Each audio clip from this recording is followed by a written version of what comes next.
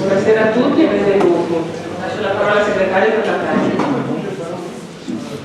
Io Luciano, Piero Sabrina, Domenico Matteo, Guglielmini Pierino, Busso Francesco, Guillermo Luca, Pellegrini Lorenzo, Dusso Alessandra, Marchesano Rocco, Portoluzzo Fabrizio, Tonon Fabrizio, Minoio Giovanni, Zanon Antonio, Giro Marco, Paolino Alessandro, Paolo Marco, Comiso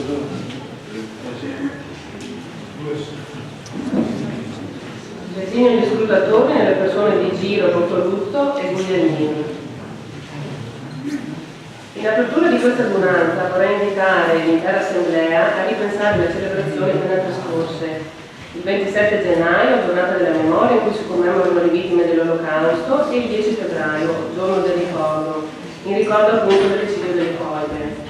Ritengo sia giusto e doveroso, senza per questo dover rendere conto a ideologie o idealismi divisori, rendere omaggio e onore a chi ha sofferto ogni tipo di persecuzione razziale, alle personalità annientate, ai popoli privati della loro storia, alle centinaia e migliaia di persone uccise e costrette a lasciare la loro terra.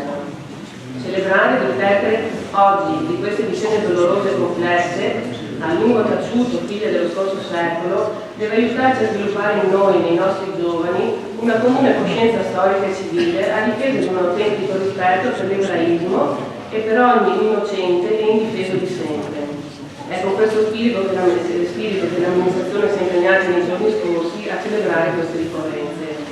Il chiedo ora di alzarvi e chiedo anche il numeroso pubblico per osservare.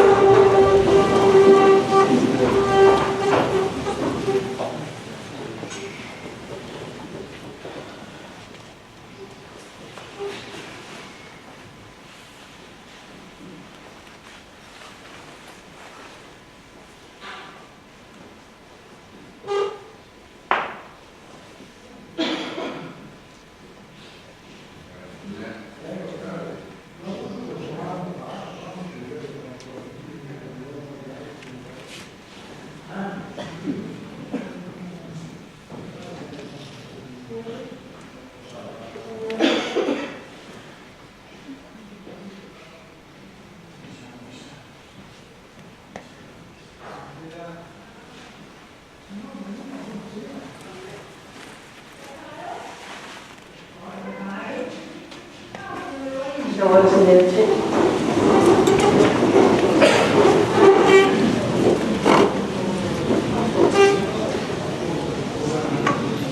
Procediamo col primo punto, le comunicazioni del sindaco. Lascio la parola al sindaco.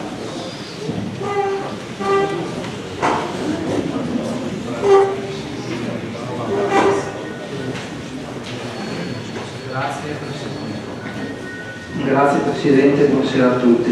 Sulla richiesta di convocazione urgente del Consiglio Comunale presentata in data 22 gennaio 2014 dai consiglieri Antelmo, Dorigo, Guglielmini, Pellegrini, Teso e Tonon, ed avente all'oggetto l'inserimento all'ordine del giorno del presente Consiglio Comunale di un unico e autonomo punto di discussione individuato nelle presunte pressioni e intimidazioni ricevute dal Sindaco, si osserva che trattandosi di richiesta ai sensi dell'articolo 19, comma 3 del regolamento del Consiglio Comunale, i consiglieri richiedenti avrebbero dovuto allegare una relazione illustrativa dell'oggetto da trattare che nella fattispecie risulta mancante. In assenza di esplicito richiamo normativo regolamentare, detta istanza risulta carente anche sotto il diverso profilo dell'attività che il Consiglio Comunale è chiamato a compiere. Nella conferenza di capigruppo tenutasi in data 30 gennaio 2014, il Presidente del Consiglio ha chiarito che, stante la tipologia dell'istanza, non richiedente un esame e dibattito generale, la stessa potesse essere soddisfatta all'interno delle comunicazioni del Sindaco senza necessità di un esame generale e di una discussione. In data 1 febbraio 2014 viene tuttavia via fax dall'indirizzo della Proloco di Caorle, permetta un inciso considere con modalità alquanto inopportuna, una richiesta integrativa di analogo contenuto firmata dai medesimi consiglieri comunali, richiedente in via principale un esame e dibattito generale in via esclusiva rispetto agli altri ordini del giorno e in via subordinata la convocazione entro 20 giorni di un altro e diverso Consiglio Comunale per tale discussione. Si osserva che anche detta istanza è priva della relazione illustrativa richiesta dall'articolo 19,3 del citato regolamento, in quanto i consiglieri, senza nulla aggiungere, si limitano a richiamare un allegato che riporta tuttavia le medesime richieste già indicate nella prima richiesta. Si osserva inoltre che detta istanza, quantomeno nella parte in cui chiede che tale discussione sia svolta in via esclusiva in un Consiglio Comunale ad hoc, viola il principio e criterio di economicità dell'azione amministrativa, secondo il quale la pubblica amministrazione deve realizzare i massimi risultati e conseguire gli obiettivi con il minor dispendio di mezzi e di strumenti, ove per mezzi non si intendono solo quelli di natura squisitamente economica, ma anche e soprattutto quelli di carattere procedurale. Questo criterio costituisce un'articolazione del principio costituzionale di buon andamento dell'azione amministrativa previsto dall'articolo 97 della Costituzione. Ricordo a tutti i consiglieri comunali che al Comune di Caorle tenere un consiglio costa per ogni sessione mediamente la somma di euro 665. Alla luce di tale principio, nonostante il difetto di forma e di sostanza della richiesta dei 6 consiglieri comunali, in presenza di un eventuale parere favorevole del segretario comunale da verbalizzarsi seduta stante, ritengo comunque di richiedere alla Presidenza del Consiglio di accogliere tale richiesta di discussione all'esito delle comunicazioni del Sindaco. Discussione che tuttavia dovrà essere limitata e contenuta nei limiti che gli sono propri, considerato che siamo in presenza di fatti che potrebbero integrare il lecito penale e quindi, prendendo i relativi procedimenti, fatti chiaramente coperti dal segreto istruttorio. Chiedo pertanto preliminarmente al Presidente del Consiglio di formulare richiesta al Segretario Comunale di un parere sia in ordine alla possibilità di apertura della discussione all'esito delle comunicazioni, senza che detto fatto integri un precedente rivendicabile a futura memoria, sia sotto un diverso profilo che tale discussione, in accoglimento della richiesta principale riformulata, soddisfi anche la richiesta subordinata di convocazione di nuovo Consiglio Comunale contenuta nell'istanza del 1 febbraio 2014, in guisa tale che non si debba procedere poi ulteriormente alla riconvocazione di altro Consiglio. All'esito dell'eventuale parere favorevole del Segretario, chiedo alla Presidenza del Consiglio di riunire la conferenza dei capigruppo per l'individuazione dei tempi massimi di intervento da parte dei singoli capigruppo o dei consiglieri. Ringrazio il Sindaco, giro direttamente la sua richiesta di parere al Presidente e al Segretario. Esprimo parere favorevole rispetto alla richiesta del Sindaco, soprattutto alla luce dei criteri di economicità dell'azione amministrativa.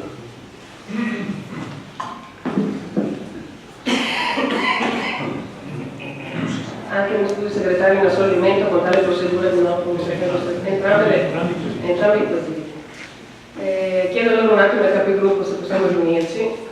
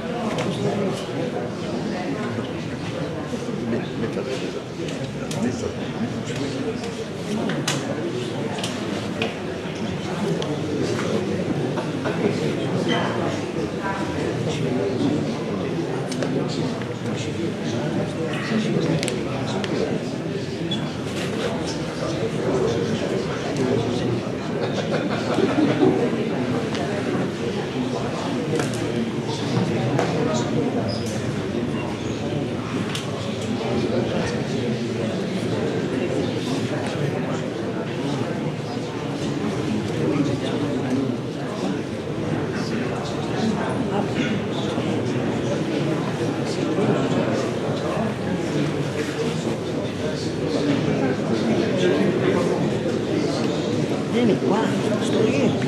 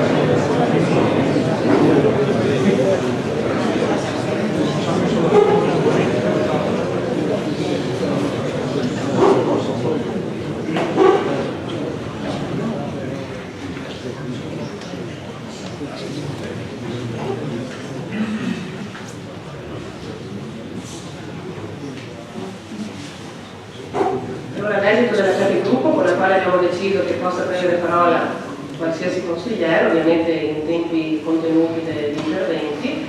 Lascio ora la parola al primo firmatario della richiesta, che è il consigliere Paterno, per relazionare sulla richiesta di convocazione del Consiglio.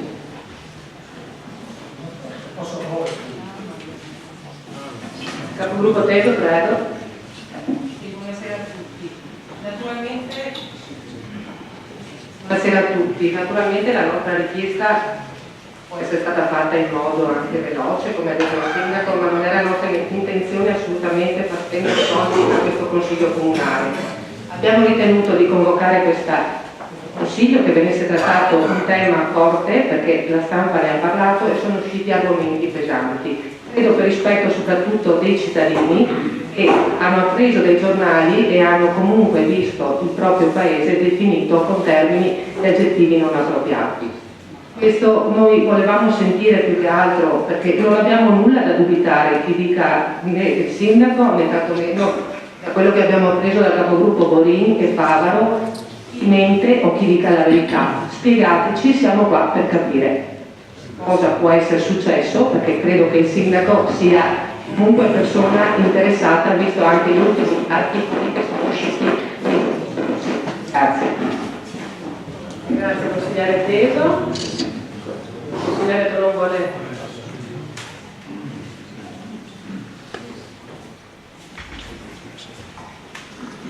Allora, tutti questi fatti si sono succeduti dopo il Consiglio Comunale del 23 dicembre. Io vorrei fare una domanda precisa.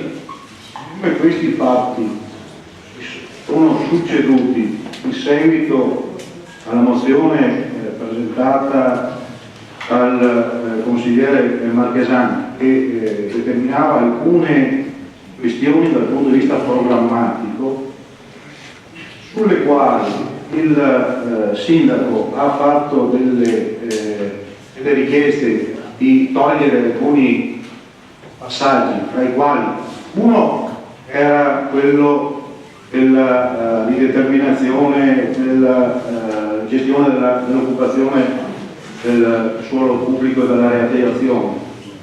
Quell'altro era la questione del comparto, chiamiamolo così, terme. Io vorrei sapere, siccome di questa mozione io sono venuto a conoscenza, cioè me l'hanno consegnata in qualità di presidente della commissione consigliare il giovedì precedente, credo fosse, ed era praticamente lo stesso giorno in cui è stata protocollata la mozione, e io ho preso visione perché non ho potuto né esaminarla né presentarla in quella commissione, e da quella data al 23 dicembre è successo quello che è successo. Io credo che quella mozione sia stata concordata, scritta, approvata e naturalmente favorevole a quanti, e sono convinto anche da parte del consigliere Borini e Favaro, che poi in quell'occasione io questo tempo lo ristringo ancora di più, perché non credo, cioè se sono successi fatti dal giovedì al lunedì sera di pressioni, minacce o quant'altro possiamo definirle quello che è avvenuto, io chiedo al sindaco, al consigliere Borini, all'assessore Commisso, voi vi siete trovati in municipio intorno alle 18 di domenica e erano praticamente 24 ore prima di quel consiglio comunale. Dopo, cosa è successo per creare tutto questo scompiglio e questa situazione? In 24 ore, quando si sono verificate? Prima, dopo o in questo lasso di tempo? Io vorrei sapere cosa avete concordato, ma non è che voglio sapere, è un desiderio da parte mia, ma credo anche da parte di di tutti coloro che sono convenuti, cosa e in che termini chi ha avuto queste tali pressioni per creare questa turbativa nella nostra città. Quindi il tempo è limitato a quel frangente.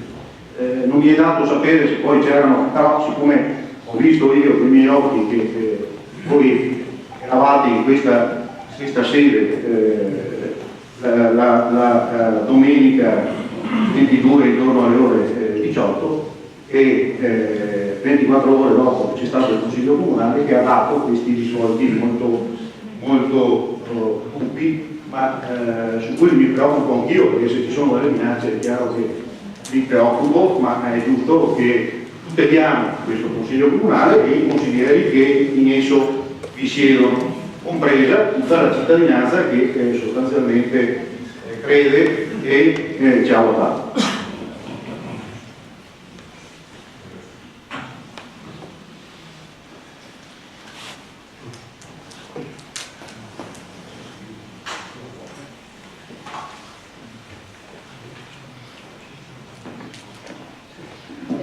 Grazie consigliere Tonò, spenga pure il microfono, mi sono ancora acceso. Lascio la parola al sindaco.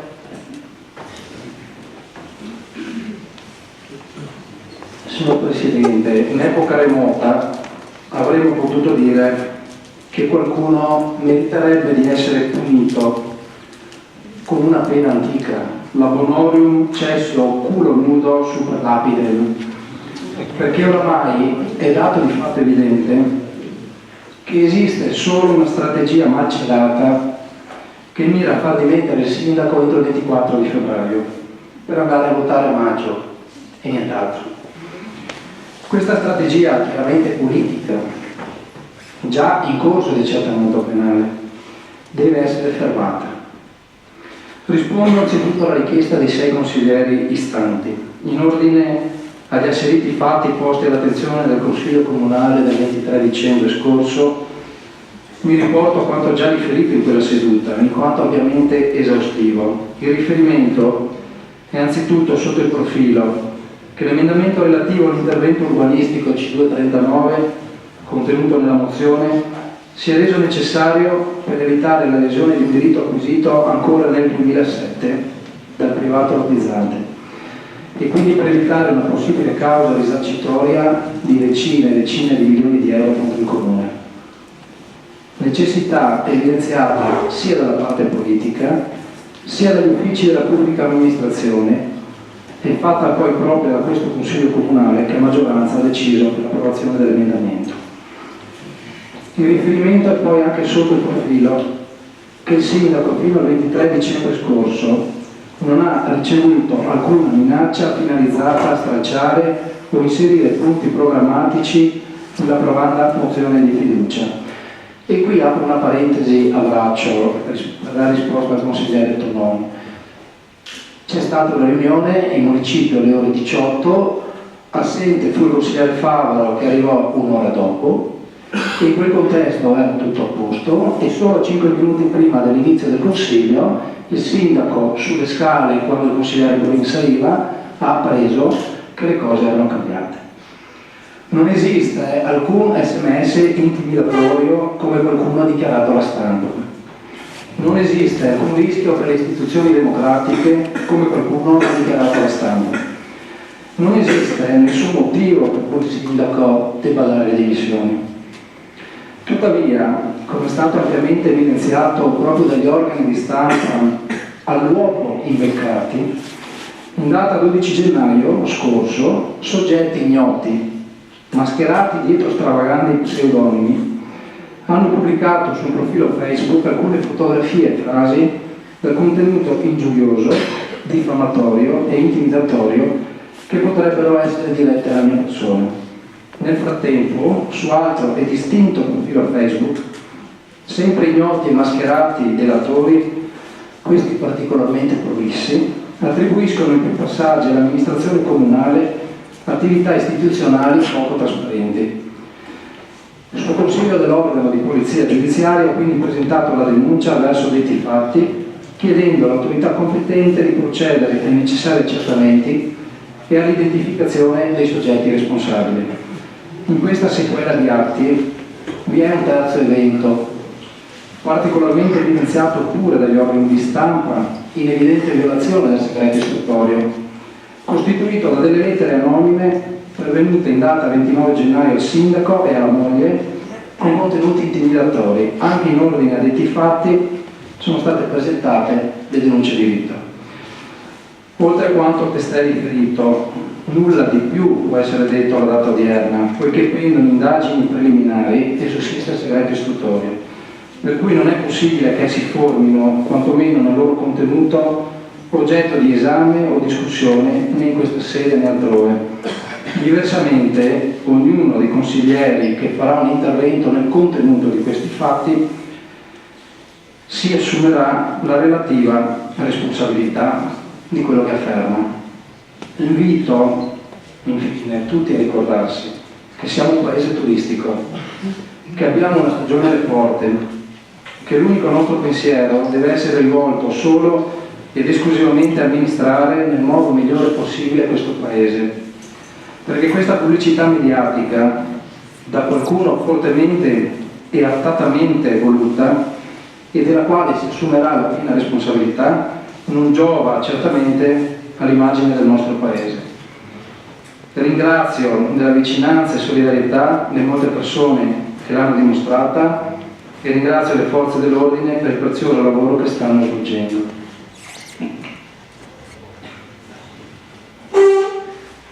Grazie Sindaco. Capogruppo Bonin, prego.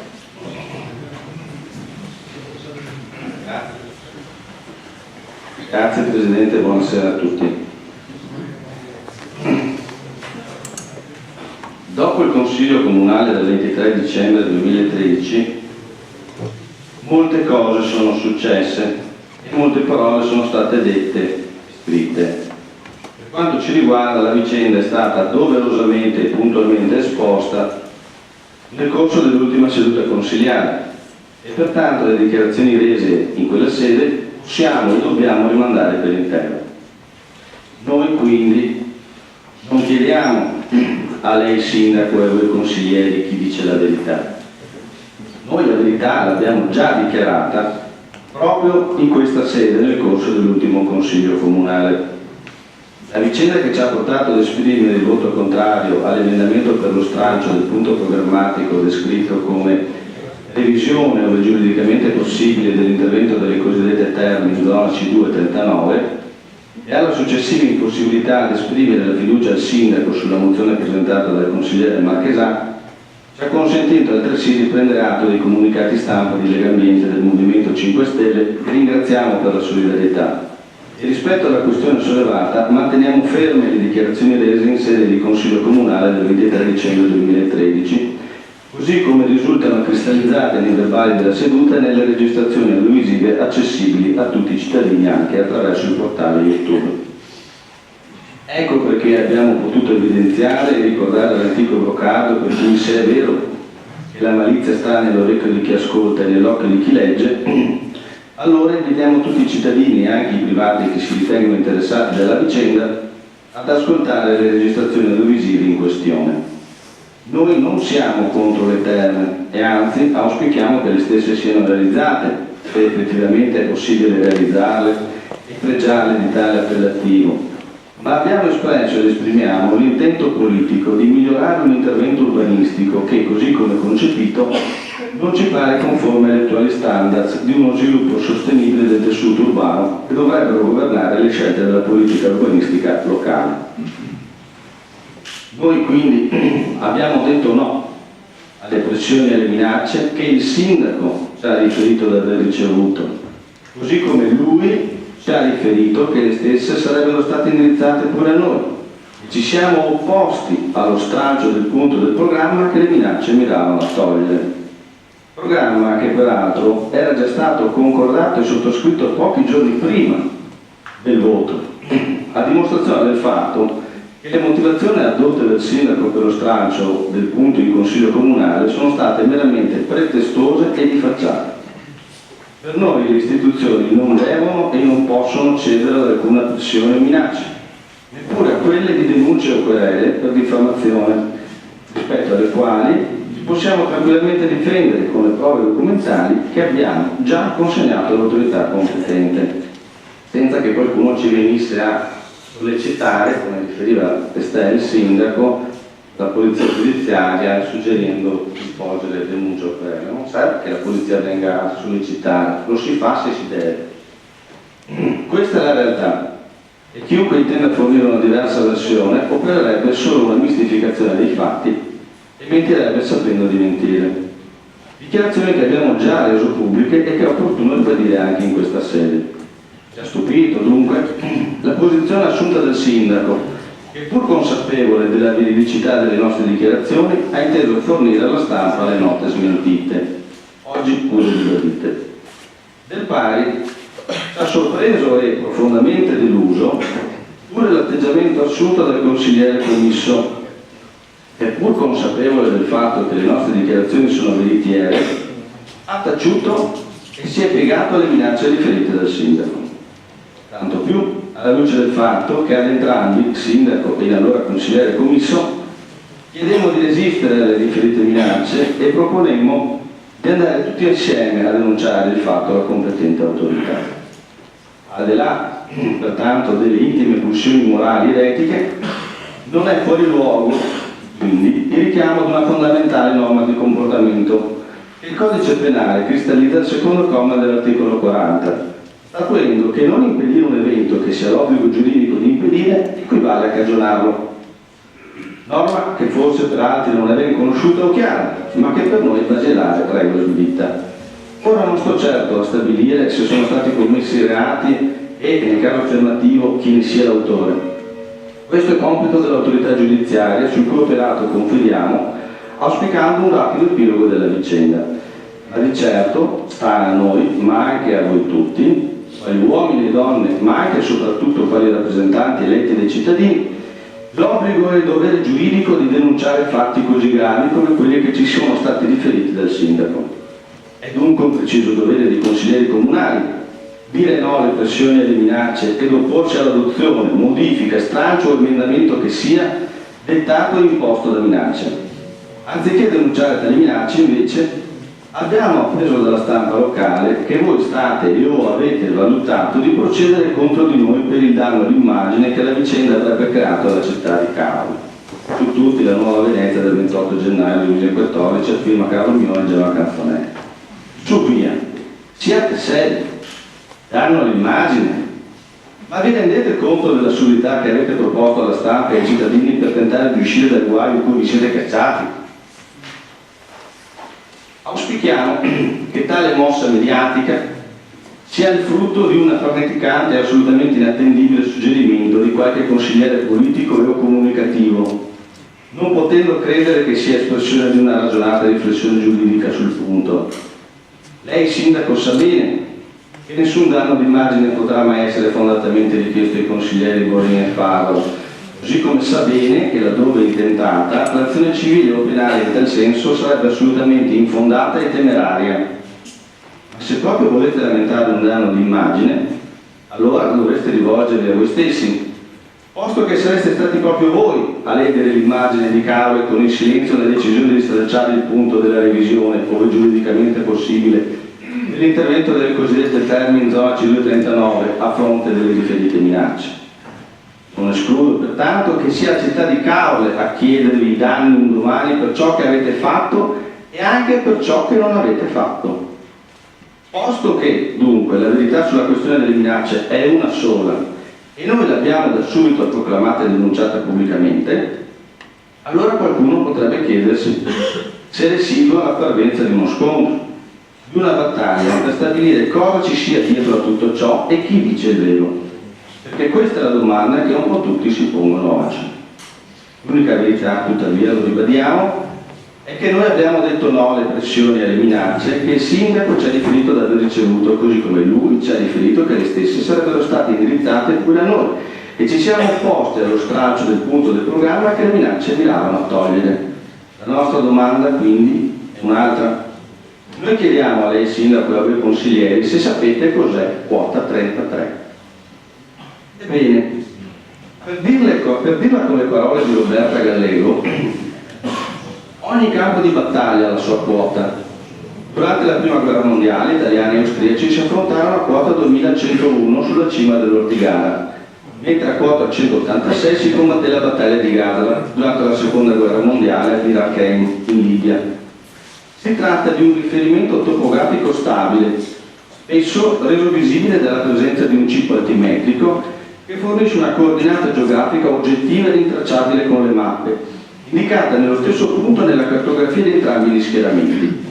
Nella tensione dello scontro imminente e nella confusione dello scontro in atto, rappresenta un obiettivo da raggiungere, un baluardo da difendere, un presidio da non abbandonare.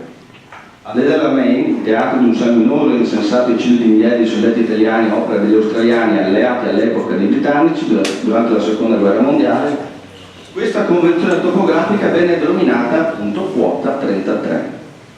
Quota 33 è un punto convenzionalmente designato all'epoca del conflitto di modesta ma significativa elevazione rispetto al livello del mare. Ma a differenza di altre quote patronimiche e di altre battaglie, per la particolare conformazione del territorio, quota 33 è molto più di un cippo scavato sulla roccia. Quota 33 fu una polarità, un eccezionale indicatore di fermezza, un centro patriottico di viralità permanente, un simbolo di resistenza eroica all'entropia della natura, negatrice di riferimenti costanti. Meno di 100 anni di storia hanno modificato il nostro sentire. L'ingenuità di un popolo è evaporata su troppe quote. Si è tramutata in accidiosa sprovvedutaggine che puzza come un mazzo di fiori recisi e imputriditi. Ai cippi altimetrici si sono sostituiti totem mediatici, volubili e superficiali, come iconografi cristali di uno scadente immaginario maschile. I riferimenti pubblici, cui ancorare la dignità di un'esistenza, si sono frantumati e nel contempo il campo di battaglia non ha più contorni certi perché non ha più regole rispettate o rispettabili. Resta la quota 33 individuale, la polarità interiore, il punto fermo esistenziale, sopraelevato nella misura minima necessaria per l'adeguata ricognizione dei propri spazi vitali, quelli etici, biologici, culturali e affettivi. La quota, che una volta rappresentava un simbolo esteriore di forza e di valori collettivi condivisi, oggi può solo rappresentare una metafora interiore di identità inviolata. Una quota minore che sfugge alla retorica del frasi lapidari e alla propaganda a effetto di una politica intellettualmente scorticata. Una quota che impone un tributo, non di sangue, ma di coerenza personale, di capacità di negarsi, di defilarsi, di dissociarsi rispetto a un sistema disvalente e moralmente inquinato. La nostra quota 33 è ben definita, la conosciamo bene, la sappiamo riconoscere e difendere in ogni occasione. Ecco perché abbiamo detto no alle pressioni e alle minacce che il sindaco ci ha riferito di aver ricevuto, così come lui ci ha riferito che le stesse sarebbero state indirizzate pure a noi, e ci siamo opposti allo stralcio del punto del programma che le minacce miravano a togliere. Programma che peraltro, va ribadito, era già stato concordato e sottoscritto pochi giorni prima del voto, a dimostrazione del fatto che le motivazioni dette del sindaco per lo stralcio del punto in consiglio comunale sono state meramente pretestuose e di facciata. E allora, caro sindaco e caro assessore commisso, avete voi una quota? E se l'avete, cosa dice la vostra quota 33 di questa vicenda?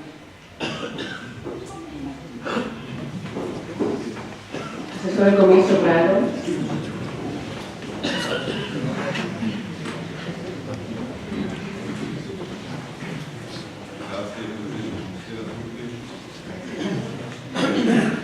Buonasera. Allora, provo a rileggere l'intervento che ha fatto il gruppo prima, perché a dire la verità non ho seguito tanto bene e non ho capito la domanda sulla quota 33. Faccio un intervento al braccio, quindi scusate se non sarò preciso come le persone che mi hanno preceduto. La verità è molto più squallida delle citazioni e di quello che si sente dire. La verità è questa: convenivano, cioè erano d'accordo il capogruppo Borini e il sindaco, che, scusate se cito le vostre professioni, sono avvocati, nel dire che il piano delle terme era un diritto acquisito di chi l'aveva e non si poteva più fare niente. È stata solo per l'insistenza del consigliere Favaro che è stata inserita quella frase revisione, giusto per accontentarlo, accorgendosi poi che in verità questa frase poteva creare veramente problemi per il bilancio del comune di Cavaro qualora l'avente diritto avesse in qualche modo tentato Cavaro. Queste sono le due motivazioni che ha detto il sindaco. Questo è l'unico motivo per cui, definendo una cazzata la cosa che avevamo fatto assieme, ha chiesto di poter emendare quel punto. Questa è la verità, non ce ne sono altre. Il capogruppo Porini nel Consiglio Comunale del 23 dicembre non ha mai parlato di minacce. Si legga gli atti oppure senta la registrazione. Lei parla di pressioni, cioè il termine che ha usato il sindaco all'epoca. Dopo, successivamente, sono diventate minacce, sono diventate minacce di morte, sono diventate bombe atomiche, chissà che cosa è successo di tutto dopo, ma dopo il 23 dicembre. Il sindaco non ha mai detto di aver ricevuto minacce di morte, questo l'ha detto lei o l'ha detto il consigliere Favaro, non mi ricordo, però dopo. Io voglio notare che qualche mese fa, in questa stessa sala, il consigliere Pellegrini disse in questa sala di aver ricevuto minacce. La cosa passò assolutamente sotto traccia, nessuno disse niente, nessuno ebbe niente da ridire, neanche il capogruppo Porini e nemmeno il consigliere Favaro. Io feci una richiesta di interpellanza urgente nella quale chiesi informazioni, chiesi spiegazioni dell'affermazione di Pellegrini, questo ve lo ricordate tutte, perché all'epoca i due consiglieri di Porini e Favaro non fecero assolutamente niente, perché era un consigliere, quindi la decadenza eventuale della mancanza di un consigliere, alla decadenza non succedeva assolutamente niente, subentrava un altro consigliere della famiglia. E invece il boccone del sindaco è molto più grosso, molto più appetibile, molto più appetito. E allora nel momento in cui si sono resi conto i consiglieri di Porini e Favaro che il momento di debolezza strutturale dei numeri del sindaco era tale da poterlo azzannare al collo, hanno tirato fuori tutta questa storia incredibile che sta veramente buttando del marcio nel nostro paese. Loro stanno facendo lo stesso gioco perché lo hanno dichiarato, loro intenzione, hanno rinunciato a una ghiotta occasione per entrare nell'amministrazione comunale perché vogliono andare alle elezioni, cioè stanno facendo la stessa identica cosa, hanno lo stesso identico obiettivo dei 6 consiglieri che si sono dimessi dalla maggioranza. Stanno perseguendo lo stesso obiettivo, ovvero si stanno mettendo nelle stesse condizioni di chi, dalla parte di chi quelle terme le ha approvate, perché sono i 6 consiglieri della vecchia maggioranza che hanno approvato il piano delle terme e loro si stanno mettendo nelle stesse condizioni, stanno perseguendo lo stesso obiettivo. Tutto questo casino, scusate la parola, è solo per il peccato di superbia che hanno superato, con il quale hanno superato la superbia degli altri 6, la volontà esclusiva di andare al voto, convinti che gli altri siano in questa fase tutti deboli e loro possano in qualche modo trarre vantaggio alla faccia di tutti i problemi che ha l'amministrazione di Cavare e la crisi economica generale. Questa è la verità. Grazie. Grazie Assessore Commisso. Consigliere Teso, prego. All'assessore Commisso, perché stasera è la prima sera che la sentiamo così con fervore contro chi fino a un mese fa difendeva e comunque concordava le cose. Io mi permetto di respingere quella dichiarazione che lei ha fatto nel Consiglio Comunale del 23, dichiarando di un teatrino messo su dei 6. Il teatrino lo sta facendo lei in questo momento, perché gli atti parlano chiaro e evidentemente lei aveva il boccone di 8 per la poltrona, perché siete andati a trattare voi con il sindaco, nessuno è intervenuto su questo tema. E come mai, se dagli atti risultano determinate dichiarazioni, lei dov'era? O sente solo quando fa comodo? Evidentemente doveva intervenire anche quel giorno quando si parlava a bocca dei consiglieri Porini e Favaro, hanno parlato del termine minacce e sono riportate dai verbali del Consiglio Comunale.